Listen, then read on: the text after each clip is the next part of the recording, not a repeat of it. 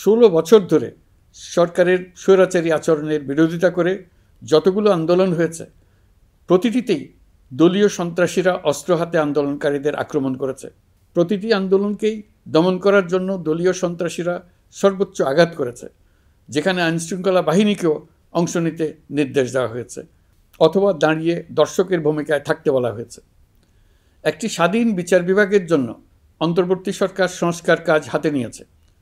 বিচার বিভাগীয় সংস্কার কমিশনের প্রস্তাবনা অনুযায়ী সুপ্রিম কোর্ট বিচারক নিয়োগ সহ যে সকল কাজ এই সরকার স্বল্প সময়ের মধ্যে করে যেতে পারবে সে সকল কাজের অধিকাংশ ইতিমধ্যে সম্পন্ন করা হয়ে গেছে, বাকি কাজ চলমান রয়েছে।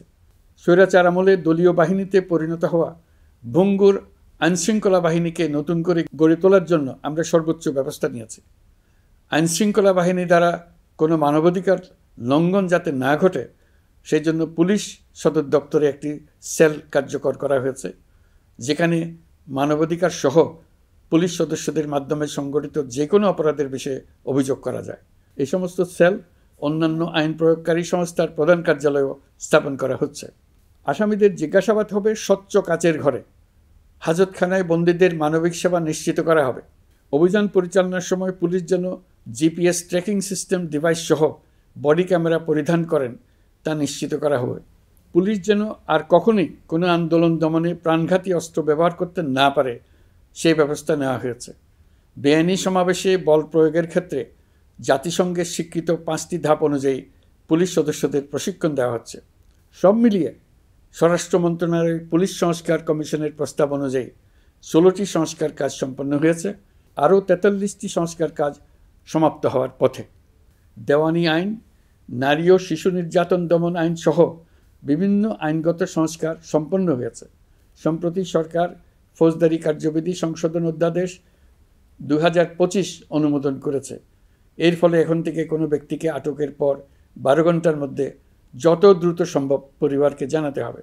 আটককৃত ব্যক্তিকে আইনজীবীর সঙ্গে সাক্ষাতের সুযোগ দিতে হবে। গ্রেপ্তারকৃত ব্যক্তি রিমান্ডের পর অসুস্থ বা আহত হলে তাকে ডাক্তার কর্তৃক পরীক্ষা করতে হবে এবং আঘাতের কারণ নিশ্চিত হতে হবে। তার প্রয়োজনীয় চিকিৎসা দিতে হবে।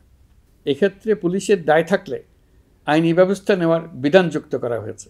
এই আইনের ফলে গ্রেফতার ও আটক নিয়ে মানুষের হয়রানি অনেক কমে আসবে, পুলিশের জবাবদিহিতা বাড়বে এবং বিচারের কাজ দ্রুততর হবে। পুলিশ সংস্কার কমিশনের সুপারিশ ছিল কোনো ব্যক্তি থানায় জিডি করতে গেলে অবশ্যই তা গ্রহণ করতে হবে। জিডি গ্রহণ করা ছাড়া থানা থেকে কোনো ব্যক্তিকে ফিরিয়ে দেওয়া যাবে না। এই সুপারিশের ভিত্তিতে সরকার সিদ্ধান্ত নিয়েছে দেশের সব থানায় অনলাইনে জিডি করা যাবে। এখন থানায় জিডি না নেওয়ার আর কোনো অভিযোগ থাকবে না।